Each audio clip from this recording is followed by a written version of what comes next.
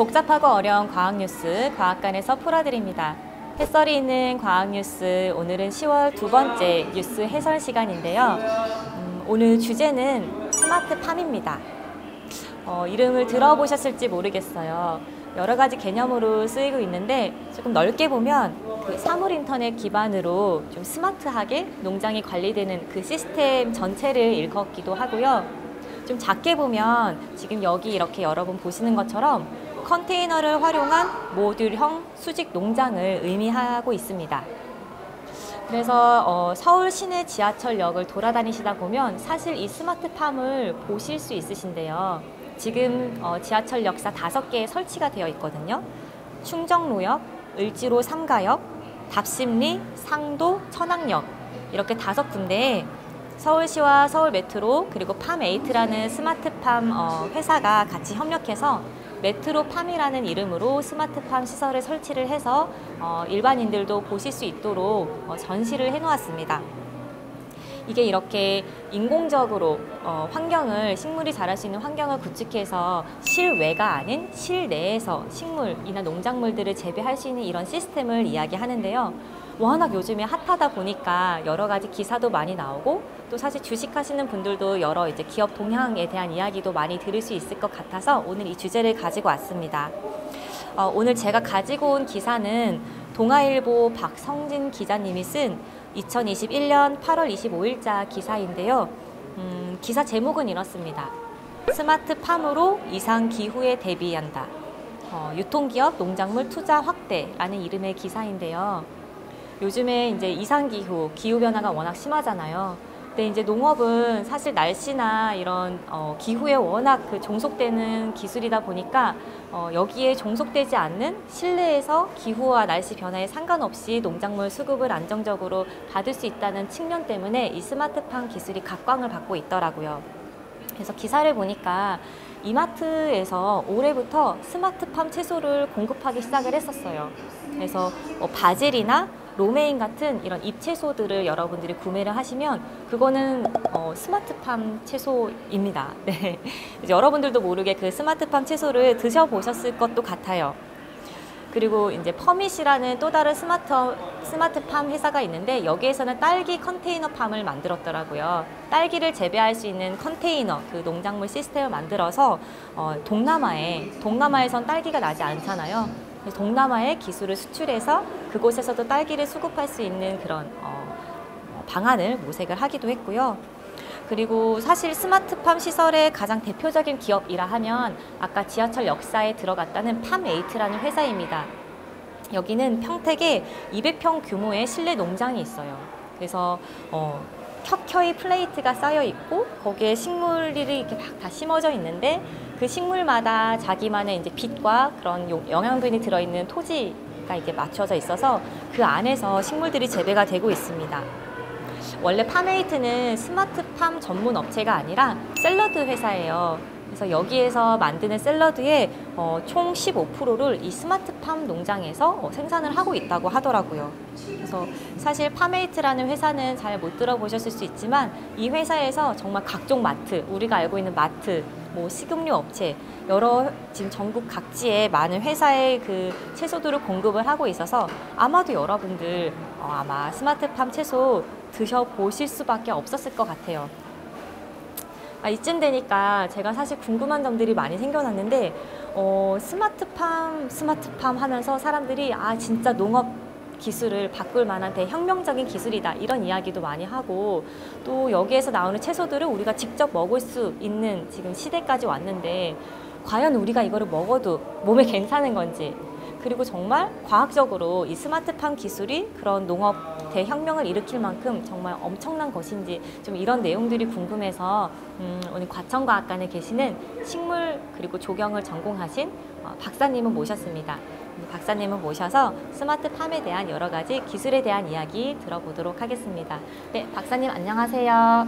안녕하세요. 과천과학관 김선혜 연구사입니다. 제가 이렇게 스마트팜에 대해서 여러 가지 이야기를 처음에 조금 설명을 드렸는데 기사들을 보다 보니까 제가 궁금한 부분이 한 가지 생겼어요. 제일 우선적으로 스마트팜 채소 이거 먹어도 되는 건가요? 우리 몸에 무해한 게 맞는 건가요? 그쵸. 인공적으로 만들었다고 그래서 이게 인공 광원이나 인공 배지, 그러니까 토양 이런 것들에 의해서 재배를 되는 건데 뭐 영양소에 있어서는 큰 차이는 없어요. 큰 차이는 없지만 우리가 자연에서는 식물이 뭐 자외선이라든지 아니면 병해충이라든지 기후라든지 이런 것들에 의해서 저항하는 항산화 물질을 만들어내거든요, 식물이. 항산화 물질. 예, 그러니까 예를 들어서 뭐 우리가 약으로 쓰는 아스피린 같은 것들. 그런 것들의 원재료가 버드나무에서 나오는데 사실 버드나무도 다른 물속에 사는 해충들이 자기들한테 접근하는 걸 막기 위해서 이 아스피린이라는 물질을 만들어내는데 그거를 추출해서 저희가 아스피린이라는 약을 만드는 거죠. 거예요? 그런데 솔직히 해충도 없고 그 다음에 항상 같은 온도와 똑같은 빛의 양을 받는다 그러면 제약이 없으니까 식물들이 이런 거를 만들어내질 못하니까 그런 부분에서 약간 좀 미약한 부분이 있는데 그 대신 뭐 무기질이나 아니면 비타민이나 섬유질 이런 것들에 대해서는 차이가 없어요. 오히려 이제 농약을 치지 않으니까 그런 병해충이 없으니까 그런 면에 있어서는 확실히 뭐 농약이라든지 이런 유해 물질로부터 안전하긴 하죠. 그러면 지금 이렇게 스마트팜 기술이 막 뭔가 엄청 화제가 되고 있는데 모든 작물을 스마트팜에서 재배할 수 있는 건가요? 그 스마트팜 같은 경우는 일정한 기온하고 온도하고 그 다음에 그 수경 재배라든지 배지를 통해서 토양이 인공적으로 다 구현이 된 건데 이게 계절의 영향을 받지 않는 작물들만 되는 거예요. 그래서 곡물 같은 것들은 재배가 어려워요. 벼라든지 밀이라든지 보리라든지. 그래서 아마 여러분도 그 온실에서 벼 재배했다는 얘기 못 들어보셨을 거예요. 그렇죠. 야외 논에서 벼가 다. 그리고 사과라든지 배라든지 그런 과일 같은 경우도 마찬가지로 걔네들은 겨울을 지나야 되거든요. 그 봄이 오고 이런 계절적인 영향을 받는 작물들은 아직 스마트팜에서는 어려워요. 그러니까 여러 가지 기술이 복합적으로 돼야 되는 것들이 있기 때문에 그런 것들이 어렵고 곡물 같은 경우도 얘네들이 발화될 때 온다. 그 다음에 성장할 때, 그 벼가 익을 때 온도가 다 달라요. 계절에 따라서. 그렇죠. 그거에 따라서 다르기 때문에 그 온도를 아직 스마트팜에서는 구현을 하지 못하고 있어요. 그러니까 좀 재배 조건이 좀 복잡한 것들은 아직은 스마트팜에서 하기가 어렵고. 그렇죠.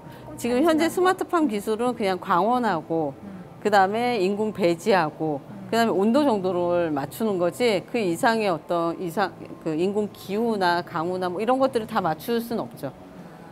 지금 현재 기술로 할 수 있는 수준의 작물까지만 하고 있다. 그럼 그게 어디까지예요? 뭐가 그래서 주로 엽채류하고 그 다음에 과채류, 그러니까 잎채소, 상추, 샐러드 이런 잎을 먹는 채소들 하고 그 다음에 과채류라는 거는 과일 모양으로 열매 채소. 이게 되게 생각보다 되게 까다롭네요. 예, 그래서 이 식물에 대한 전반적인 이해 없이 만들기는 조금 어렵죠. 재배 조건을 다 이해를 해야 되죠.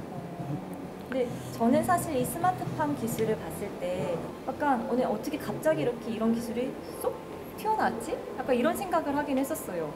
스마트팜 기술이 그러면 언제 어떻게 시작된 거예요? 예전에 한 1960년대, 50년대, 60년대 기술이 개발하면서 이제 덴마크에서 처음에 그 온실에서 식물 재배하면서 이제 보조 광원을 쓰면서 새싹 채소를 만들기 시작한 게 맨 처음에 어떤 스마트팜의 시초라고 할 수 있겠죠. 그리고 우리가 알고 있는 온실에서 이제 키우는 것들. 그래서 우리가 시설 농사라고 하는데 시설 농업을 하기 시작한 게 이제 우리나라도 70년대, 80년대. 그래서 이제 지금은 그 웬만하면은 뭐 채소 같은 것들은 시설 농업으로 하죠. 거기에서 조금 발전해 가지고 이제 스마트팜이라고 하는데 스마트팜은 이제 IoT, 그러니까 정보까지 다 돼 있는 거죠. 그 전까지는 그냥 환경만 온실 짓고 그 안에 물 주고 그냥 기후 변화 없이 잘 클 수 있게끔 이렇게 만들어줬던 거를 플러스 얘네들의 재배 정보, 얘가 언제 물이 필요하고 그 다음에 얘네들이 언제 이 양액이 필요하고 이런 것들을 그 전에는 그렇게 만들어 놓고도 사람이 줬는데 지금 이제 이런 기술은 알아서 자기가 제때제때 필요한 영양분 주고 필요한 만큼의 뭘 주고 이런 것들을 다 이제 스스로 알아서 컴퓨터가 AI가 같이 기반이 돼가지고 돌아가게끔 만들었고 실제로 환경을 완벽하게 아까 얘기한 것처럼 구현하지는 않았어요. 그렇게 하려면은 진짜 완벽한 진짜 인공 기후까지 만들어야 되는 거죠. 거기까지는 가지 않았지만 적어도 온실하우스가 예전에는 우리가 막 그 안에서 직접 이렇게 막 씨 뿌리고 했는데 적어도 적절한 시점에 물이 자동적으로 나오고 적절한 시점에 영양분이 비료 나오고 그쵸. 그런 게 자연적으로 그- 기술적으로 된 시스템까지는 만들어져 있다. 그쵸. 정보력이 이제 오. 들어간 거죠. 신기하다. 그 안에. 예. 농업 기술이 진짜 엄청 발달을 하고 있네요. 그렇죠. 그래서 환경 기술이나 특별한 신기술도 있겠지만 그거보다는 우리가 얼마큼 이 안에 식물 재배에 대한 정보력을 갖추고 작물에 대한 데이터를 가지고 있냐도 굉장히 중요하기 때문에 그런 데이터를 기반으로 하는 게 중요하죠. 그러면 이거 스마트팜 이렇게 계속 발달하면 기존에 이렇게 야외에서 되는 농업이나 이런 것들은 좀 위기를 맞을 수도 있겠네요. 완전 농업 기술의 대혁명처럼 저는 사실 느껴지는데 스마트팜이 농업 분야의 이 대혁명을 정말 일으킬까요? 스마트팜이라는 게 그 기상이라든지 외부의 영향을 받지 않고 식물을 키우는 데 있어서 완벽하기는 하지만 기상 변화로 인해서 이제 밖에서 재배하는데 그 리스크가 크잖아요. 막 그쵸. 뭐 건조라든지 가뭄이라든지 그다음에 아니면 뭐 산불도 나기도 하고 아니면은 비가 많이 오기도 해서 병해충이 오기도 하고 이런 걸로부터 그냥 안전한 식량을 확보하기 위해서 이제 최근 들어서 다시 각광을 받고 있기는 한데 재배하는 식물이 앞에 얘기한 것처럼 한정돼 있어요. 곡물 생산이 안 돼요. 우리가 먹는 거는 벼라든지 밀인데 그런 것들이 아직 지금 식물 공장에서 생산됐다는 얘기가 일부 극히 실험적은 했지만 아직 그걸 생산이 되지를 않고 있어요. 그치, 우리가 상추만 먹고 살 수는 없으니까 그러니까. 밀이나 벼 이런 게 해결이 돼야 되는 거구나. 그렇죠. 그래서 그런 것들이 아직 되지 않기 때문에 지금 이제 뭐 계속 연구는 하고 그거에 관련된 정보라든지 이런 것들 수집은 하고 있겠지만 그런 것들이 아직 되지 않고 있고 그 다음에 지금 우리가 간과해서는 안 될 게 생태계에서 중요한 역할을 차지하고 있는 게 생산 녹지예요. 생산 녹지? 그러니까 이런 농업을 하고 있는 밭이라든지 벼라든지 이런 것들이 사람도 먹지만 거기에 나달이 떨어지면 다른 그 주변 숲이나 산에 사는 애들도 내려와서 먹거든요. 여러분도 네. 아는 것처럼 왜 철원의 독수리떼들이 벼가 다 벼를 베고 난 자리에 보면은 새들이 모여들잖아요.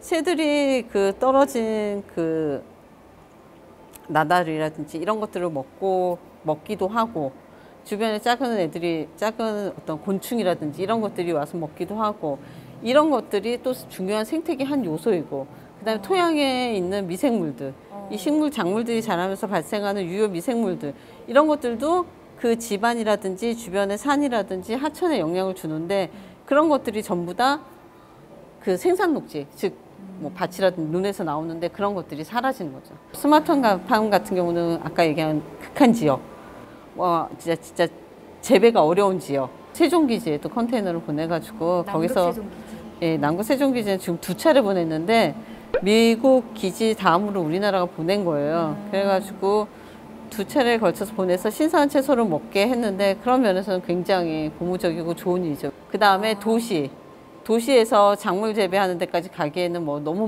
먼 거리니까 거기까지 운송하는데 비용이나 에너지 투입을 하는 거에 비해서는 그냥 가까운데 이렇게 하는 것들이 훨씬 더 뭐 싸고 신선한 거를 먹을 수 있으니까 라는 생각에서 짓는 거는 좋긴 하지만 그거보다는 그 1제곱미터에 있는 수많은 생물, 미생물들 거기에 와서 먹는 동물들 이런 생태적인 가치를 생각한다면은 그게 훨씬 더 높죠. 그리고 스마트팜에는 굉장히 많은 에너지가 투입이 돼요.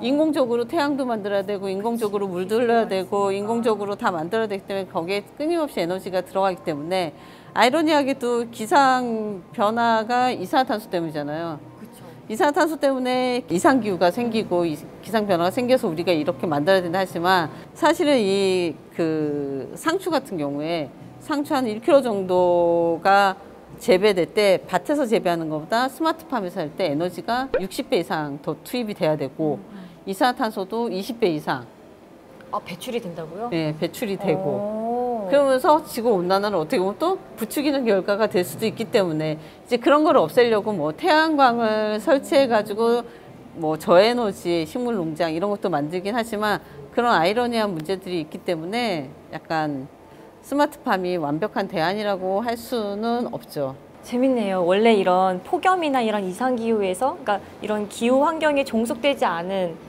좀 지속적인 농작물 수급을 위해서 우리가 이런 것들을 생각을 했는데 이게 다시 역으로 기후변화를 해치는 현재의 기술로는 측면이 분명히 있다고 하니까 보완되어야 될 것도 굉장히 많겠네요. 이게 정말 더 상용화가 되려면. 그렇죠. 저는 좀 크게 봤을 때 농업이라는 거에 있어서 크게 봤을 때 스마트팜이 중요한 부분이 있긴 하지만 절대적이거나 농업을 대체할 수 있는 거는 아니다라는 거죠. 보완은 할 수 있지만.